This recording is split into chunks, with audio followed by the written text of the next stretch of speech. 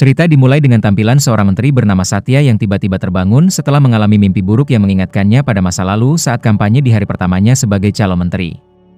Tak hanya itu, ia juga berhalusinasi melihat seorang wanita dan anak yang tidak memiliki wajah, membuatnya sangat ketakutan hingga menderita serangan jantung. Para staf yang menyadari kondisi Satya segera membawanya ke rumah sakit.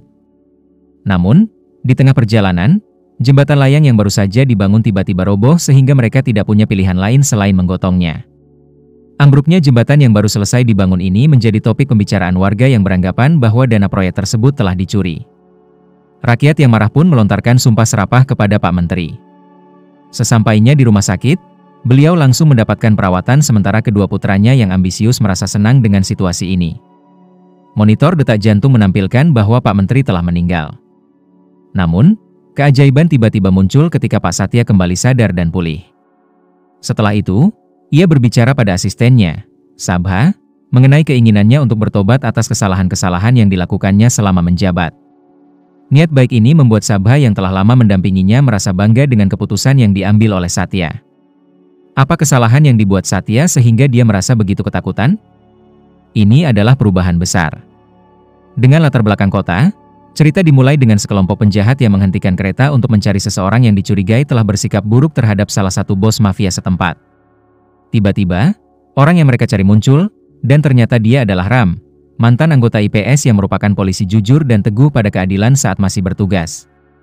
Sebagai seorang polisi, Ram pernah menyita sebuah pabrik ilegal yang membuat pemiliknya marah hingga mengirim anak buahnya untuk menangkapnya. Beruntung, Ram berhasil mengalahkan puluhan musuh sendirian tanpa mengalami satu luka pun.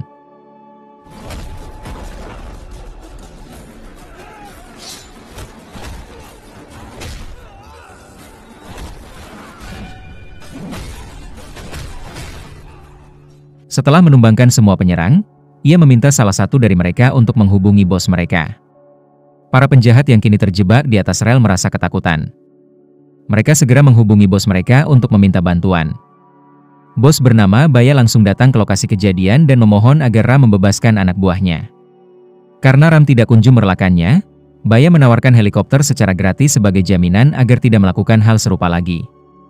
Dengan tawaran yang menguntungkan ini, Ram pun akhirnya melepaskan mereka. Setelah itu, Ram melanjutkan perjalanannya dan setibanya di rumah, ia diminta oleh ibunya dan keluarga untuk segera menikah. Namun permintaan itu langsung ditolak oleh Ram karena hingga saat ini ia masih mencintai pacar yang telah menghilang. Di kantor kementerian, Satya tengah melangsungkan rapat penting dengan anggota partainya untuk mendiskusikan perbaikan sistem pemerintahan yang selama ini telah menyimpang dari prosedur yang tepat. Ia juga mengumumkan bahwa ia akan menjabat selama 1 tahun lagi. Namun, sebelum pensiun, ia meminta kepada semua anggota untuk tidak terlibat dalam korupsi menghilangkan suap, memberantas pungli, dan hal-hal sejenis. Keputusan ini membuat kedua putranya merasa sedikit tertekan oleh prosedur yang baru. Di tempat lain, seorang wanita dengan dada sedikit menonjol merasa tidak nyaman ketika pria di sampingnya terus-menerus menatapnya. Tanpa berpikir panjang, ia menampar pria itu yang kemudian membuat orang lain ikut menyerangnya. Ternyata pria tersebut adalah asisten dari kepala daerah yang bernama Satam. Hal ini menyebabkan kesalahpahaman yang membuatnya merasa sedikit malu dan segera menjelaskan yang sebenarnya, karena ia ditakdirkan berjalan sedikit miring sejak lahir. Bahkan saat mengendarai motor, ia tetap duduk menyamping. Setelah memberikan penjelasan, Satam terburu-buru menuju kantor kepala daerah, dan setibanya di sana, ia langsung diberi instruksi oleh Ram untuk mengumpulkan semua jajaran yang bertugas di wilayahnya. Sesuai dengan itu, setelah semuanya berkumpul, Ram memberikan pendidikan sekaligus langsung memecat pejabat yang tidak mengikuti aturan promotion Sargar. Berlatar di sebuah lokasi pertambangan, pengelola tambang pasir bernama Simha didatangi oleh pemilik sah yang tidak lain adalah anak bungsu Satya, Videp. Kunjungan Videp ke sana memiliki tujuan untuk menghentikan sementara aktivitas tambang, mengingat ayahnya kini telah insaf dan berubah, membuatnya sedikit cemas karena tidak ingin tambang ilegalnya disita. Di tengah percakapan mereka, salah satu staf Simha tiba-tiba datang untuk memberitahunya bahwa kepala daerah baru saja mengundangnya ke acara pertemuan besok. Pada hari berikutnya, seluruh pelaku bisnis berkumpul di suatu ruangan, di mana Ram langsung membahas topik utama, yaitu meminta para pengusaha untuk mengurangi premanisme atau cara mendapatkan uang dengan kekerasan. Sayangnya, para pelaku bisnis tersebut sama sekali menolak permintaan itu, sehingga Ram berusaha menyadarkan mereka dengan menyewa bus dan mengajak semua untuk menginspeksi setiap tempat bisnis mereka masing-masing. Para pengusaha yang sebelumnya santai tidak memikirkan apa yang akan terjadi selanjutnya. Tiba-tiba, mereka merasa gelisah saat Ram melakukan pemeriksaan di gudang beras. Tidak hanya kebersihan yang diperiksa, tetapi juga kualitas beras semuanya diteliti oleh Ram. Sayangnya, pemilik beras itu melakukan kecurangan yang sangat serius yang membuatnya harus mendekam di balik jeruji besi. Setelah itu, Ram melanjutkan pemeriksaan kedua di sebuah mal terbesar di India. Di lokasi itu, Ram menyewa mobil pemadam kebakaran untuk naik ke lantai 5. Lagi dan lagi, pengusaha itu gagal memenuhi kriteria yang ditentukan oleh mal. Akibatnya, Ram terpaksa merobohkan bangunan tersebut, membuat pemiliknya merasa sangat putus asa. Tindakan ini membuat banyak pengusaha lain merasa cemas, sehingga mereka langsung meminta agar usaha mereka tidak diperiksa dan berjanji untuk mematuhi semua peraturan yang ada. Mendapatkan permohonan yang berulang ini, Ram dengan senang hati memberikan mereka kesempatan kedua. Singkatnya, saat malam tiba dan Ram berkumpul dengan teman-temannya, ia dihadapkan pada banyak pertanyaan tentang mengapa ia belum juga menikah. Tidak ingin membuat temannya penasaran, Ram mulai menceritakan awal mula kisah cintanya. Ketika Ram masih di bangku sekolah, ia mendengar kabar bahwa ada salah satu siswa di kampusnya yang menanam ganja. Tak ingin kampusnya terkena masalah dengan pihak berwenang, Ram meminta siswa tersebut untuk segera menghancurkan tanamannya. Namun, permintaan itu langsung ditolak oleh siswa itu, sehingga Ram terpaksa memberi pelajaran kepada siswa yang nakal itu. Ram kemudian melanjutkan upayanya dengan mengajarkan pelajaran kepada pelaku lain, yaitu seorang profesor yang tidak sopan. Sayangnya, karena Ram yang kurang berhati-hati dan tidak bertanya lebih lanjut, ia malah menyasar orang yang salah, sehingga putri profesor tersebut, yang bernama Depika Marak, marah besar dan tanpa ragu menjerat Ram ke dalam masalah hukum. Kejadian Ram yang dipenjara membuat teman-temannya cemas, dan mereka memohon kepada Depika untuk mencabut tuntutannya. Tetapi Depika tidak mengindahkan permintaan itu. Salah seorang teman menjelaskan bahwa tindakan Ram yang dianggap kekerasan itu dimotivasi oleh keinginannya untuk memberi pelajaran kepada profesor yang berusaha melakukan pelecehan di tengah jam pelajaran. Mendengar penjelasan itu, Depika akhirnya memutuskan untuk mencabut tuntutannya, meskipun dengan berat hati. Setelah peristiwa itu, Ram mendapati dirinya terjebak dalam cinta pada pandangan pertama dan mencoba mendekati Depika dengan harapan cintanya akan terbalas. Namun, saat proses pendekatan berlangsung, Ram malah terlibat dalam perkelahian dengan seorang pria asing yang terus-menerus memperhatikan Depika. Akibat tindakan itu, Depika kembali terlihat kesal. Meskipun demikian, Ram tidak menyerah dalam memperjuangkan cintanya dan mulai bertanya bagaimana caranya agar Depika bisa melihatnya. Ia bahkan berjanji untuk mengubah sifatnya dan mengendalikan emosinya agar Depika bisa meliriknya. Usaha tersebut ternyata tidak sia-sia, karena Depika memberinya kesempatan untuk berubah. Ram yang terpesona oleh kecantikan Depika mulai lebih mampu mengendalikan emosinya di berbagai situasi. Buktinya, ketika ia dihentikan oleh polisi, Ram sama sekali tidak panik meskipun ia merasa tidak bersalah. Perubahannya membuat angka cinta dari Depika semakin meningkat. Kali ini, emosi Ram benar-benar diuji, terutama ketika ia menerima ejekan dari teman-teman di kampus. Meskipun saat itu Ram tengah dibutakan oleh cinta, ia tetap tidak mempermasalahkan ejekan tersebut. Akhirnya, kesabaran Ram terbayar ketika Depika mulai merasakan cinta yang sama padanya. Baru saja merasakan kebahagiaan karena cintanya terbalas, Ram harus kembali menghadapi kenyataan pahit ketika emosinya tidak bisa tertahan saat menghadapi teman-teman kampus yang mengejeknya. Ram langsung menyerang mereka semua.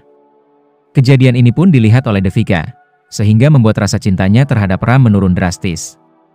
Depika yang tidak ingin Ram terus melakukan tindakan kekerasan memintanya untuk mendaftar ke IAS atau sekolah pemerintahan. Namun, Ram merasa bahwa ia tidak cocok dengan bidang tersebut dan justru menawarkan diri untuk mendaftar menjadi anggota polisi. Akan tetapi, Depika terus mendesaknya untuk bergabung dengan IAS. Jika Ram tidak berhasil, mereka berdua tidak akan pernah memiliki hubungan lagi. Setelah menceritakan kisah cinta mereka, Ram tiba-tiba dikejutkan oleh salah satu temannya yang mengetahui keberadaan Depika. Namun, teman itu malah tertidur karena terlalu banyak minum, sehingga Ram harus menunggu untuk mendapatkan kabar tentang kekasihnya. Sambil menunggu temannya bangun, Ram dan Sata mengunjungi tambang ilegal. Kehadiran mereka membuat Simha, selaku pengelola, merasa sangat terganggu, sehingga langsung meminta semua sopir truk untuk memacu truk-truk itu. Namun setelah beberapa waktu, Ram hanya duduk sambil menikmati teh jahe, yang membuat Simha semakin kesal. Di pagi hari, ketika semua pekerja tambang bersiap pulang dengan truk, Satam tiba-tiba meminta sopirnya membawa semua pekerja ke penjara. Ternyata, Ram telah mengganti semua sopir dengan polisi, sehingga Simha tidak bisa berbuat apa-apa. Setelah ratusan pekerja ditangkap, Simha segera melaporkan kejadian itu kepada Pidep. Namun, setelah mengetahui biaya yang harus dikeluarkan untuk membebaskan seseorang, Pidep mengubah keputusan dan menyarankan Simha mencari pekerjaan lain. Di sisi lain, setelah Ram mengetahui tempat Devika, dia langsung melaju cepat bersama Satam. Setibanya di sana, Ram meminta Satam untuk memberitahu Dipika. Dipika mendengar bahwa Ram akan datang menepati janjinya, yang membuatnya sangat senang dan langsung memintanya untuk masuk ke rumah. Sayangnya, pertemuan pertama mereka diawali dengan ego masing-masing. Ram berharap Dipika mendekatinya, sementara Devika ingin Ram yang menghampirinya terlebih dahulu. Namun, Dipika akhirnya menurunkan egonya dan pergi menemui Ram. Namun, saat Dipika tiba di luar, dia melihat Ram pergi tanpa menjelaskan apapun. Setelah beberapa meter melaju, Ram beruntung melihat Dipika melalui kaca spion dan segera kembali menemui pacarnya. Di sana, terjadi ketegangan lagi saat Ram menolak untuk masuk ke panti, yang membuat Tikar marah dan memutuskan untuk pergi meninggalkan Ram.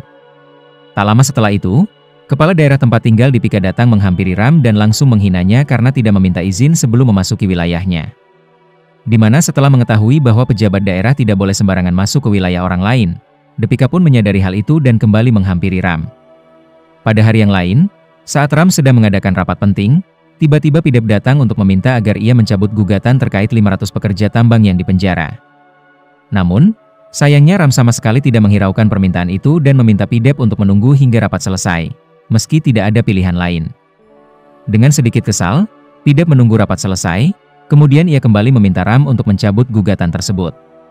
Namun, Ram yang berpegang pada prinsip keadilan menolak permintaan itu, sehingga membuat Pidep semakin marah.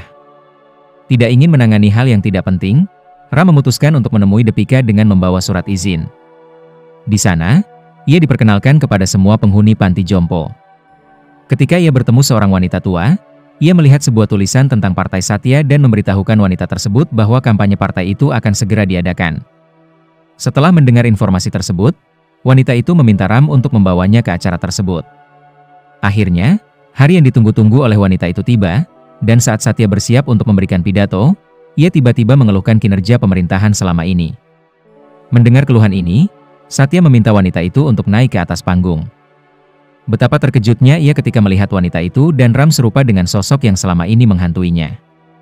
Wanita tua tersebut tampaknya memiliki masalah gelap dengan Satya dan mengungkapkan kritiknya tentang kinerja Satya sebagai menteri.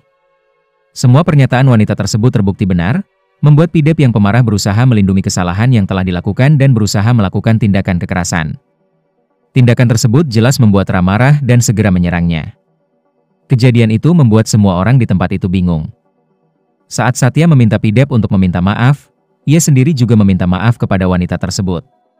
Kehadiran wanita itu membawa kembali bayangan masa lalu yang membuat Satya terkena serangan jantung dan segera dilarikan ke rumah sakit. Setelah mendapatkan perawatan, ketika Satya sadar, ia meminta kepada Sabha untuk memecat Ram karena telah berani menyerang menteri di depan umum. Ternyata, bukan hanya Ram yang dihukum, Pidep juga mendapat hukuman yang lebih berat. Ia dipecat dari jabatan menteri akibat perbuatannya selama ini. Tidak terima dengan pemecatan tersebut, Pidep mendekati Satya dan memohon ampunan. Namun meskipun telah berusaha dengan berbagai cara, Satya tetap pada keputusannya. Hal ini membuat hati dan niat buruk Pidep bergejolak, hingga tanpa pikir panjang ia mengambil tindakan ekstrim. Kecintaannya pada kekuasaan benar-benar telah membutakan segala hal. Terlihat bahwa saat Satya baru saja menghela napas terakhirnya, kedua putranya justru saling berebut untuk menjadi pemimpin menteri tertinggi. Saking bersemangatnya untuk mendapatkan posisi itu, mereka langsung menggelar rapat rahasia di sebuah rumah sakit. Muni, putra bungsu Satya, yang juga sangat ingin menduduki jabatan tersebut, tiba-tiba berubah pikiran setelah mengetahui bahwa kematian ayahnya disebabkan oleh Pidep. Ia yang khawatir akan mendapat bencana malah memutuskan untuk mendukung Pidep. Begitu publik mendengar tentang kematian Satya, Pidep segera mengatur acara pelantikan sebagai menteri berikutnya. Untuk melancarkan rencananya, Pidep menyuap polisi agar menangkap Ram yang sedang bersiap untuk menikah. Tanpa menunggu lama, Ram pun berhasil ditangkap. Pidep pun merasa sangat senang karena ambisinya menjadi menteri tertinggi tercapai, tetapi hal ini segera membuatnya merasa kesal. Ketika Samha tiba-tiba memperlihatkan rekaman video Satya yang menyatakan bahwa pengganti menteri selanjutnya akan jatuh kepada Ram, semua orang sangat terkejut. Bahkan, polisi yang telah disuap Pidep langsung menghentikan tindakan mereka dan menghormati Ram. Tidak lama setelah pengumuman Ram sebagai menteri baru, Sabha segera mengirimkan tim keamanan untuk membawa Satya ke tempat peristirahatan terakhir dan menyiapkan api kremasi. Setelah semua selesai, Ram dibawa ke suatu tempat untuk menceritakan sesuatu yang mengejutkan. Beberapa tahun yang lalu, sebuah desa yang dulunya tenang dengan hasil bumi yang melimpah tiba-tiba berubah setelah tambang besi mulai beroperasi. Seorang pria yang cerdas dan berwibawa bernama Apana tanpa ragu melaporkan tindakan tersebut kepada pihak berwenang. Dengan dukungan sahabatnya, Mukunda, ia berhasil menemui pemilik proyek untuk membahas masalah tambang yang ada. Dengan kemampuannya dalam berkomunikasi, Apana berhasil menaklukkan pemilik tambang yang tidak dapat membela diri. Permohonan yang diajukan kepada pemerintah akhirnya membuahkan hasil ketika pihak pemerintah setuju untuk menghentikan proyek tambang secara paksa. Keberanian Apana membuat seluruh penduduk desa merasa bangga. Menyaksikan kemampuan Apana dalam berpolitik, Mukunda segera mengajaknya untuk terjun ke dunia politik dan mendirikan partai baru. Namun, Apana yang menyadari bahwa dunia politik dapat merusak persahabatan mereka memutuskan untuk menolak ajakan itu. Namun setelah Mukunda mengajukan ide politik tanpa uang, Apana langsung mengubah pendiriannya dan menyetujuinya. Untuk meresmikan partai tersebut, Apana dan anggota partainya mengundang beberapa wartawan untuk mewawancarai mengenai partai baru itu.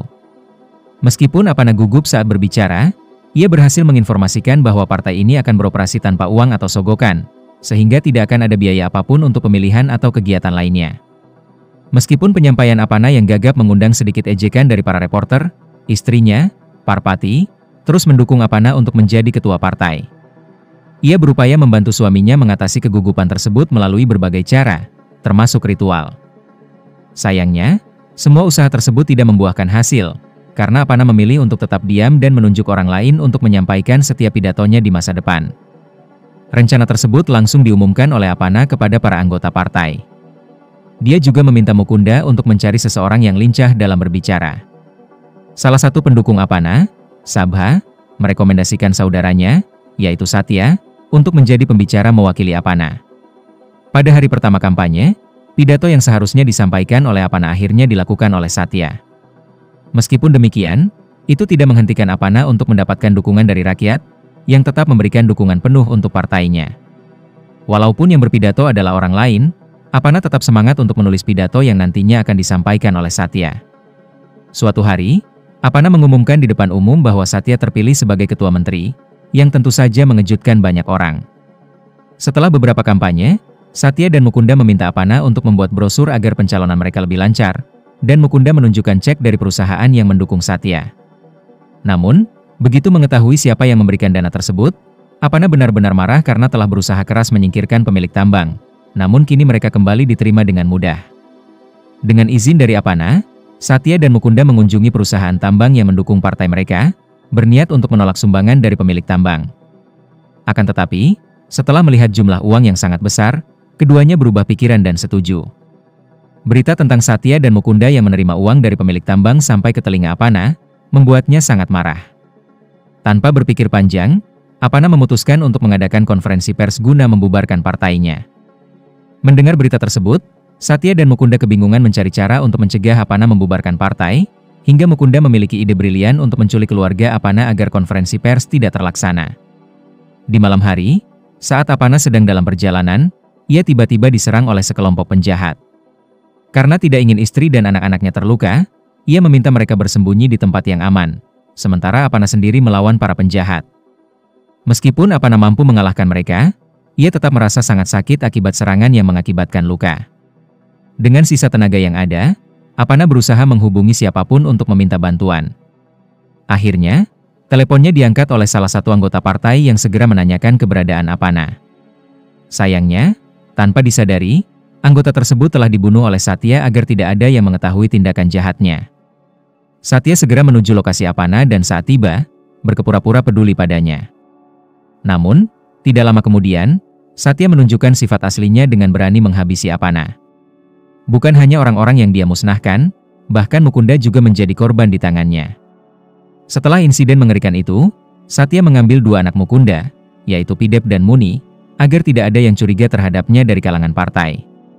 Inilah sedikit penjelasan mengenai mengapa Satya terus-menerus diselimuti oleh ingatan kelam di masa lalu. Ketika Ram menyadari semua kebenaran itu, ia menjadi lemah dan kehilangan kepercayaan terhadap segala yang telah terjadi, sambil merasa sangat kecewa kepada Sabha yang telah melakukan tindakan jahat demi mendapatkan kekuasaan. Setelah mengetahui kebenaran, Ram mengunjungi ibunya di panti jompo untuk meminta maaf karena meninggalkannya sendirian, yang membuat ibunya sangat terharu di akhir hidupnya yang penuh kesedihan.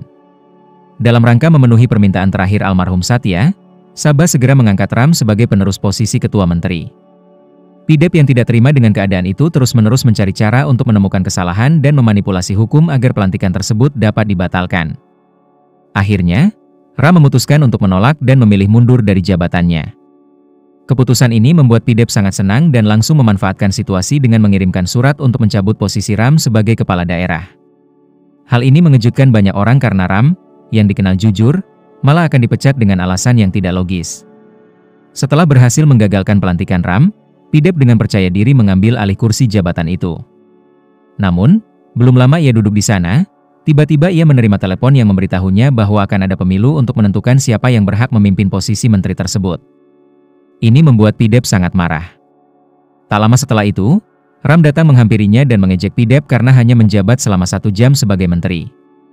Setelah menyaksikan kebusukan Pidep, Ram akhirnya berubah pikiran dan setuju untuk menjadi menteri tertinggi, meskipun harus melewati pemilu terlebih dahulu.